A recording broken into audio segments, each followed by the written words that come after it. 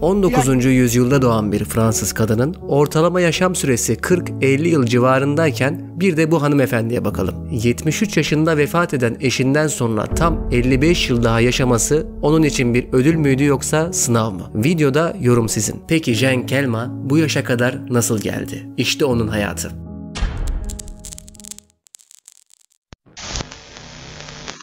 İlk önce şunu belirtmekte fayda var. 150 hatta 300 yaşına kadar yaşamış olduğu iddia edilen insanlar var olsa da bunlar resmen kanıtlanamadı, iddia ve söylentilerde kaldı. 122 yaşını gören Jeanne ise doğum belgesine varıncaya kadar birçok resmi kanıtı elinde bulunduruyordu. Dünyanın en uzun yaşamış insanı olduğu Gerontoloji Araştırma Grubu ve Guinness Rekorlar Kitabı tarafından doğrulanan Jeanne, 25 Şubat 1875'te Fransa'nın Arles kentinde doğdu. Yani Eyfel Kulesi'nin inşasından 14 yıl önce dünyaya geldi. Jeanne, 1896 yılında varlıklı biri olan uzak kuzeni Fernand ile evlendikten sonra Arles'in 3 sosyetesi içinde rahat bir hayat yaşadı. Fernand'ın ailesinin kumaş mağazasının üstündeki büyük bir dairede yaşıyordu. Yemek pişiren ve temizlik yapan hizmetçileri vardı. Çalışmaya gerek duymayan Jeanne zamanını eskrim, avcılık, dağcılık, yüzme, tenis, paten, bisiklete binme ve müzikle geçiriyordu. 1898 yılında 22 yaşındayken tek çocuğu Yvonne Marie Nicolas'ı, o da 1926 yılında tek çocuğu olan Frédéric'i doğurdu. Ne yazık ki kızı ve torunu genç yaşlarda vefat etti. Yvonne 36. doğum gününde Zatülcemp'ten öldü. Frédéric ise 37 yaşındayken bir araba kazasında öldü.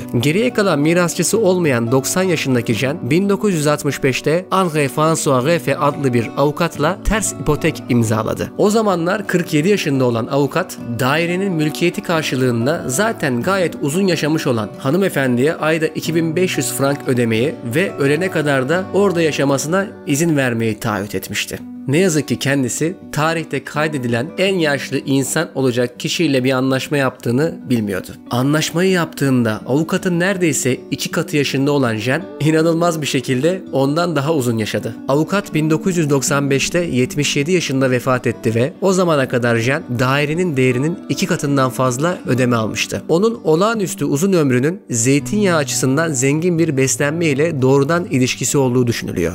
Kendisi tam bir zeytinyağı aşığıydı ve her gece uyumadan cildine de sürüyordu. Beslenmesi çoğunlukla sağlıklı olmasına rağmen çikolataya çok düşkündü. Bazen haftada 1 kilo çikolata tüketiyordu. Yemeklerden sonra da mutlaka tatlı yiyor, bir kadeh port şarabı içiyor ve sigarasını da tüttürmeyi ihmal etmiyordu. Ama sonra 117 yaşındayken sigarayı bıraktı. Çünkü görme yeteneğinin bozulması sebebiyle çakmak kullanması zorlaşmıştı. Alkolü az miktarda tüketse de sigara ve aşırı çikolata alışkanlığına rağmen hayatı boyunca sağlıklı kalmayı başardı. Bir keresinde televizyonda hiç hasta olmadığını bile söyledi. Durduk yere yanlış anlaşılmayalım. Sigara ve alkol elbette zararlı alışkanlıklardır. Ve belki de bunlar olmasa 122 yaşını bile devirecekti kendisi. Ama hiç sağlık sorunu yaşamadı da değil. 111 yaşındayken kalp yetmezliği nedeniyle hastaneye kaldırıldı ancak başarılı bir şekilde tedavi edildi. Daha sonra da artropati geçirdi ancak yine anti-inflamatuar ilaçlarla başarılı bir şekilde tedavi edildi.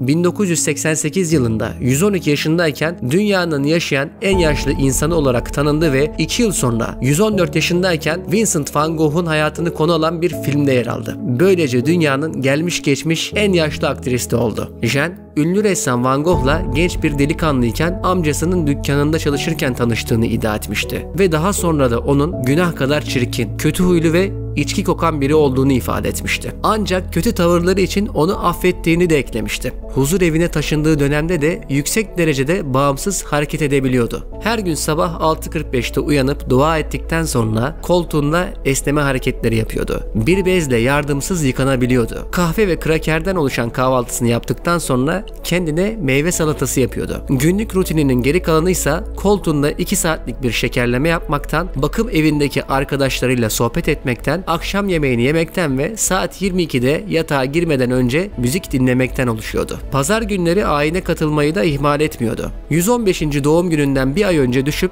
femur kemiğini kırmıştı. Ameliyattan sonra tekerlekli sandalye kullanmak zorunda kalmış ve artık günlük rutinini tam sürdürememeye başlamıştı.